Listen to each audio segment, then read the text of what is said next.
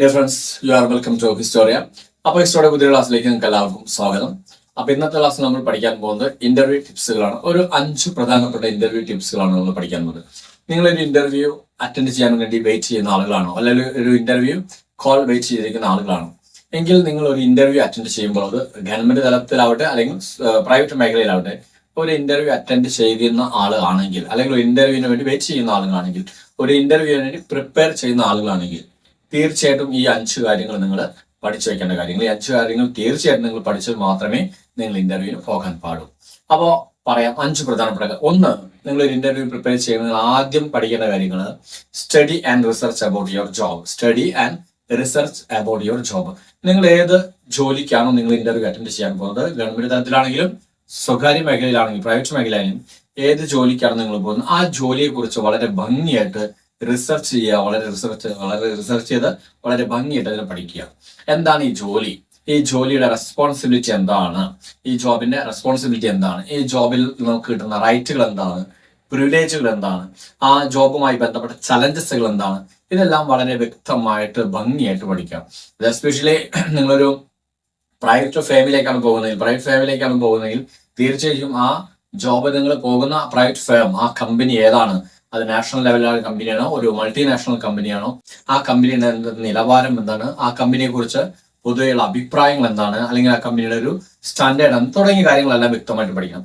അതേസമയം നിങ്ങൾ ഒരു ഗവൺമെന്റ് ജോബിലാണെങ്കിൽ തീർച്ചയായിട്ടും ഒരു ഗവൺമെന്റ് ജോബിന് ഇന്റർവ്യൂ ആണെങ്കിൽ ആ ജോബ് എന്താണ്, ആ ജോബിന് ഇന്നത്തെ ഒരു റിലവൻസ് എന്താണ്, ആ ജോബിൽ നമ്മൾ ചെന്ന് കഴിഞ്ഞാൽ ആ ജോബിൽ നമ്മൾ പ്രധാനപ്പെട്ട ഡ്യൂട്ടി എന്നത്, ഇപ്പോൾ ഫോർ എക്സാമ്പിൾ ഗവൺമെന്റ് ജോബിൽ എന്ത് വേണമെങ്കിലും ആകാം, ടീച്ചർ ആകാം, അല്ലെങ്കിൽ വില്ലേജ് ഓഫീസർ ആവാം, അല്ലെങ്കിൽ മറ്റെന്ത് റവന്യൂ, ഹെൽത്ത് ഡിപ്പാർട്ട്മെന്റ്, വേറെ എനി കൈൻഡ് ഓഫ് ആവട്ടെ.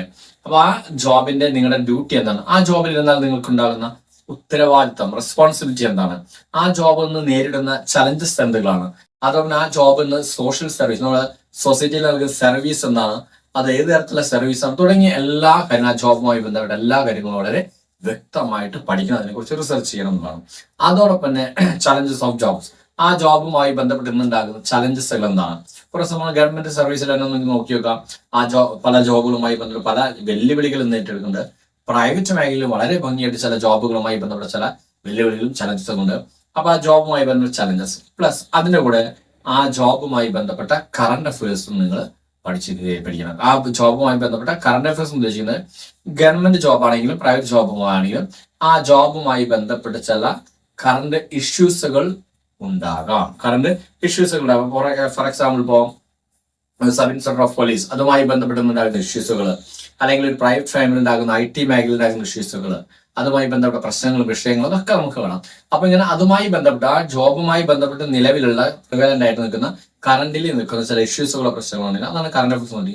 ആ ഭാഗങ്ങൾ നിങ്ങൾ വളരെ ഭംഗിയായിട്ട് പഠിക്കുക. അപ്പൊ ഫസ്റ്റ് ഒന്നാമത് ഞാൻ പറഞ്ഞത് study and research about your ജോബുമായി ബന്ധപ്പെട്ട കാര്യങ്ങൾ വളരെ ഭംഗിയായിട്ട് പഠിക്കുക. എന്താണ്, എങ്ങനെയാണ് അതിന്റെ ഡ്യൂട്ടീസ് എന്താണ്, റെസ്പോൺസിബിലിറ്റി എന്താണ്, അതിൽ നമുക്ക് കിട്ടുന്ന റൈറ്റുകൾ എന്താണ്, പ്രിവിലേജുകൾ എന്താണ്, തുടങ്ങിയ കാര്യങ്ങളെല്ലാം വളരെ ഭംഗിയായിട്ട് പഠിക്കുക എന്നാണ് ഒന്നാമത്തെ കാര്യം.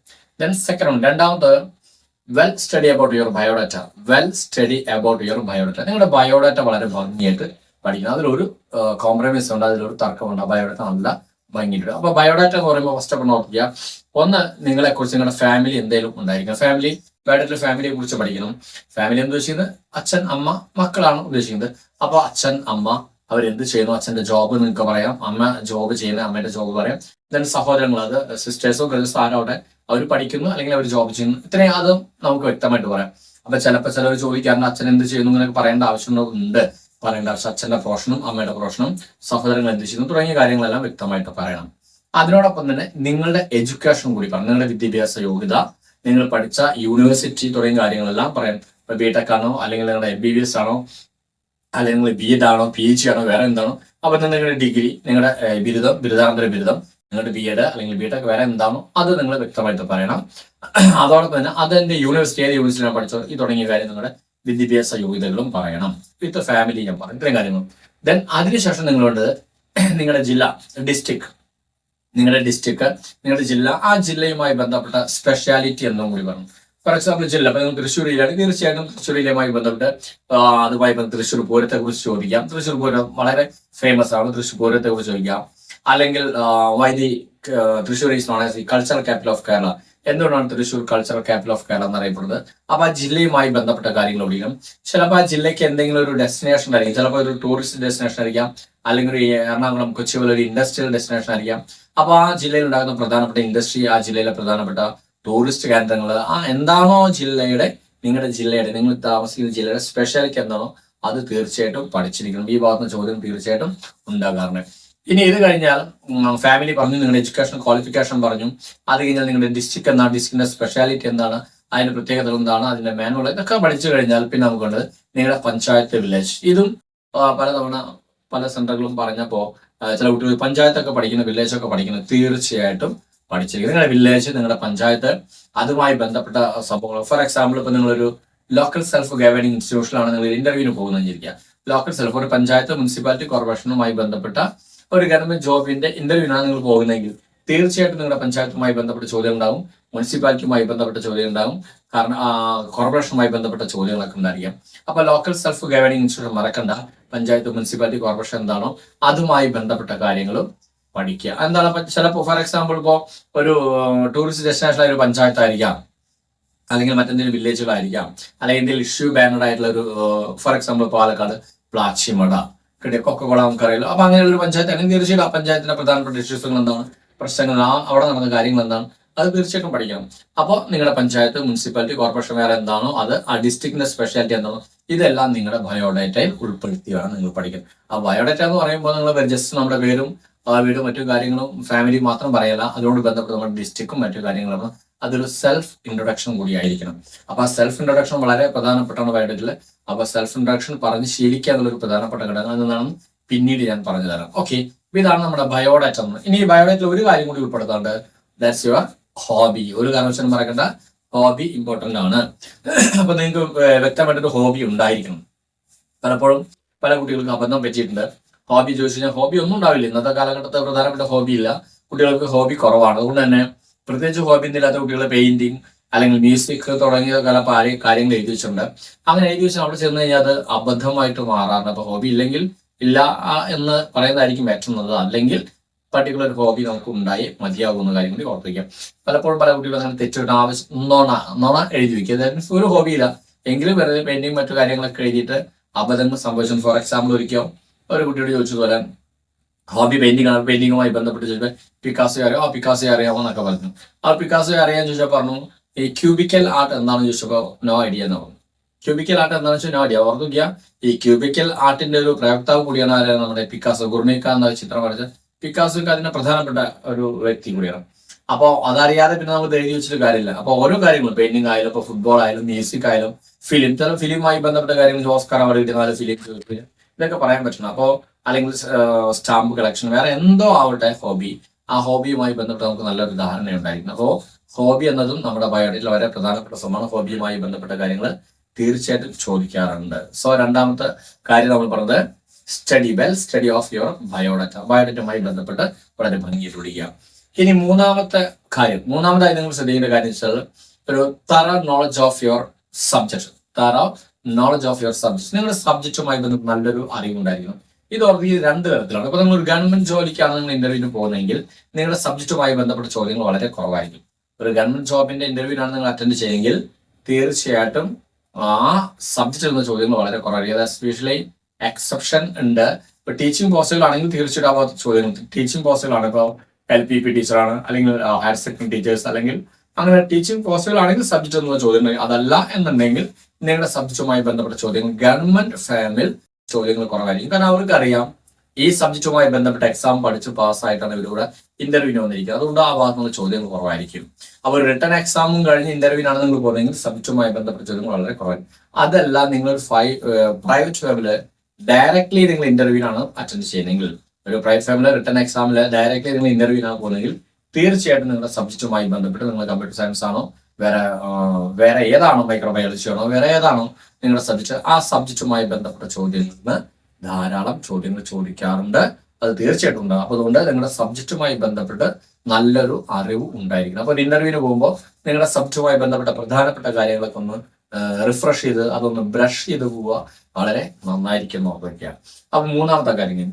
ഇനി നാലാമത്തെ ഒന്ന് വെൽ കെയർ ചെയ്യുക നിങ്ങളുടെ സ്ട്രോങ് ആൻഡ് വീക്ക് പോയിന്റുകൾ. നിങ്ങളുടെ സ്ട്രോങ് ആൻഡ് വീക്ക് പോയിന്റുകൾ ഉണ്ടായിരിക്കുമല്ലോ.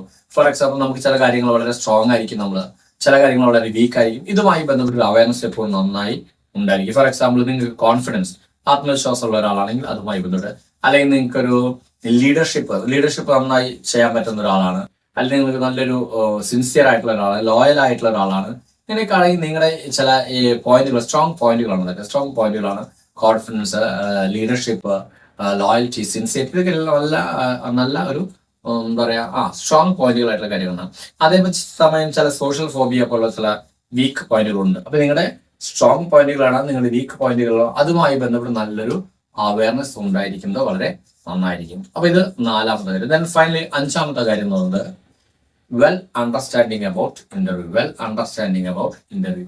ഇന്റർവ്യൂമായി ബന്ധപ്പെട്ട് നല്ല ഭംഗിയായിട്ടൊരു അവയർനെസ് മനസ്സിലാക്കി വെക്കുക. വാട്ട് ഈസ് ഇന്റർവ്യൂ, എന്താണ് ഇന്റർവ്യൂ, അല്ലെങ്കിൽ എന്താണ് അഭിമുഖം. ഓർത്ത് വയ്ക്കുക, it is only A testing of your attitude, aptitude, behave etcetera. എന്ന് വെച്ചാൽ ഇന്റർവ്യൂ എന്നത് ഒരിക്കലും ഒരു റിട്ടേൺ എക്സാം അല്ല. ഇതെന്താണ്, ആഫ്റ്റർ ദി റിട്ടേൺ എക്സാമിന് ശേഷം വരുന്ന ഒരു ടെസ്റ്റിംഗ് ആണ് യുവർ ക്യാരക്ടർ, നിങ്ങളുടെ ക്യാരക്ടർ, നിങ്ങളുടെ ആറ്റിറ്റ്യൂഡ്, നിങ്ങളുടെ ബിഹേവ് ആൻഡ് നിങ്ങളുടെ aptitude and interest to the subject. ഈ ജോബുമായി ബന്ധപ്പെട്ട നിങ്ങളുടെ താല്പര്യം, ആ സബ്ജക്റ്റുമായി ബന്ധപ്പെട്ട നിങ്ങളുടെ താല്പര്യം, നിങ്ങളുടെ ആറ്റിറ്റ്യൂഡ് എങ്ങനെയാണ്, നിങ്ങളുടെ ആപ്റ്റിറ്റ്യൂഡ് എങ്ങനെയാണ്, നിങ്ങളുടെ ക്യാരക്ടർ എങ്ങനെയാണ്, നിങ്ങളുടെ ലേബിലിറ്റി എങ്ങനെയാണ്, നിങ്ങളുടെ സിൻസിയറിറ്റി എന്താണ്, ഇതൊക്കെ ടെസ്റ്റ് ചെയ്യാനുള്ള ഒരു ചെറിയ ടെസ്റ്റിംഗ് സിസ്റ്റമാണ് ഏത് അഭിമുഖം എന്ന് പറഞ്ഞാൽ, ഇന്റർവ്യൂ എന്ന് പറയുന്ന സംഭവം. അപ്പൊ അതുമായി ബന്ധപ്പെട്ട് ഇന്റർവ്യൂ എന്ന സാധനം ഇതാണെന്ന് ഒരു ധാരണ നിങ്ങൾ ഉണ്ടാക്കിയിരിക്കണം. അതിനെക്കുറിച്ച് നല്ല മനസ്സിലാക്കി വെക്കണം. അല്ലാതെ ഇന്റർവ്യൂവിന് വേണ്ടി ഒരുപാട് തലകുത്തി നിങ്ങൾ പഠിച്ചു വെക്കുന്ന ഒരു കാര്യമല്ല ഉദ്ദേശിക്കുന്നത്. അപ്പൊ നിങ്ങളുടെ ബിഹേവ് എന്നുള്ള സംഭവം വളരെ ഘടകമാണ്, ആറ്റിറ്റ്യൂഡ് എന്ന സംഭവം വളരെ ഘടകമാണ്, ആപ്റ്റിറ്റ്യൂഡും വളരെ പ്രധാനപ്പെട്ട ഘടകമാണ്. അപ്പൊ ഇതാണ് ഇന്റർവ്യൂ എന്നത്. അപ്പൊ ഇന്റർവ്യൂയെ കുറിച്ച് ഇങ്ങനെ നല്ലൊരു അവബോധം ഉണ്ടാക്കിയത് ഈ 5 കാര്യങ്ങളാണ് നിങ്ങൾ ഒരു ഇന്റർവ്യൂവിൽ പോകുമ്പോൾ ആദ്യമായിട്ട് ചെയ്യുന്ന കാര്യങ്ങൾ. ഫസ്റ്റ് ഒന്ന് ഞാൻ പറഞ്ഞ ആദ്യമായിട്ട് പറഞ്ഞ ഒന്ന് എന്താ പറയുന്നത്, study and research about your job. നിങ്ങളുടെ ജോബുമായി ബന്ധപ്പെട്ട് വളരെ ഭംഗിയായിട്ട് സ്റ്റഡി ചെയ്യുക, റിസർച്ച് ചെയ്യുക. രണ്ടാമത് പറയുന്നത് well understanding of your biodata. നിങ്ങളുടെ ബയോഡാറ്റയുമായി ബന്ധപ്പെട്ട് നന്നായി പഠിക്കുക, ഒരു well study of your biodata. Then thorough knowledge of your subject. നിങ്ങളുടെ സബ്ജക്റ്റുമായി ബന്ധപ്പെട്ട് നല്ലൊരു അറിവ് ഉണ്ടായിരിക്കണം. അത് ഞാൻ പറഞ്ഞു, അതിന് ചില രീതികളുണ്ട് പറഞ്ഞു. നാലാമത് നമ്മൾ പറഞ്ഞ കാര്യം വെച്ചാൽ നമ്മളൊരു എന്താ പറയാ സ്ട്രോങ് ആൻഡ് വീക്ക് പോയിന്റ്, നിങ്ങളുടെ സ്ട്രോങ് ആൻഡ് വീക്ക് പോയിന്റ് നിങ്ങൾ എപ്പോഴും മനസ്സിലാക്കി വയ്ക്കുക. അഞ്ചാമത് വെൽ അവയർനെസ് ഓഫ് അല്ലെങ്കിൽ അണ്ടർസ്റ്റാൻഡ് ഓഫ് ഇന്റർവ്യൂ എന്താണെന്നതിനെ കുറിച്ച് നല്ലൊരു ധാരണ ഉണ്ടാക്കി വെക്കുന്നത്. ഇനി ഇതാണ് പ്രധാനപ്പെട്ട. ഇനി അടുത്ത നമ്മൾ ചെയ്യേണ്ട കാര്യം, ഒരു ഇന്റർവ്യൂ നമ്മൾ ചെന്ന് കഴിഞ്ഞാൽ ദാറ്റ് മീൻസ് ഒരു യെസ്റ്റർഡേ ആൻഡ് ടുഡേ എന്നുള്ളൊരു ഭാഗമാണ്. യെസ്റ്റർഡേ ആൻഡ് ടുഡേ ഒരു ഇന്റർവ്യൂവിന് പോകുമ്പോൾ നമ്മൾ തലേ ദിവസം നമ്മൾ ചെയ്യേണ്ട കാര്യങ്ങൾ, പ്രിപ്പയർ ചെയ്യേണ്ട കാര്യങ്ങൾ എന്താണ്, ഇന്റർവ്യൂവിന്റെ അന്നത്തെ ദിവസം, അഭിമുഖത്തിന്റെ അന്നത്തെ ദിവസം നമ്മൾ ചെയ്യേണ്ട കാര്യങ്ങളാണ്. ഇന്റർവ്യൂ നമ്മൾ റൂമിലേക്ക് എൻ്റർ ചെയ്യുന്നത് മുതൽ ആ ഇന്റർവ്യൂ തിരിച്ചു കഴിഞ്ഞ് പോരുന്നവരെയുള്ള കാര്യങ്ങൾ എന്താണ്, ഇതാണ് നമുക്ക് ഇനി അടുത്തൊരു ക്ലാസ്സിൽ നമുക്ക് ചർച്ച ചെയ്യാനുള്ളത്. അപ്പൊ ഇത്രയും കാര്യങ്ങൾ നിങ്ങൾ 5 വളരെ ഭംഗിയായിട്ട് പഠിച്ചു വയ്ക്കുക, ഓർത്ത് വയ്ക്കുക. അതിനുശേഷം അടുത്ത ക്ലാസ്സിൽ നമുക്ക് ഒരു ഇന്റർവ്യൂ അറ്റൻഡ് ചെയ്ത് നമ്മൾ എങ്ങനെ ആൻസർ ചെയ്യണം, റൂമിലേക്ക് നമ്മൾ എൻ്റർ ചെയ്യണം, നമ്മുടെ ഒരു ഫിസിക്കൽ അപ്പിയറൻസ് ആയിരിക്കും, നമ്മൾ ഏത് തരത്തിലുള്ള ഡ്രസ്സ് നമുക്ക് ധരിക്കാം, ഏത് തരത്തിൽ നമുക്ക് നമ്മുടെ ഫിസിക്കൽ അപ്പിയറൻസ് ശരിയാക്കാം, തുടങ്ങിയ കാര്യങ്ങൾ നമുക്ക് നെക്സ്റ്റ് ക്ലാസ്സിൽ നമുക്ക് ഡിസ്കസ് ചെയ്യാം. സോ അടുത്ത ക്ലാസ്സിൽ വീണ്ടും കണ്ടുമുട്ടാം. അതുവരെല്ലാവർക്കും ബൈ.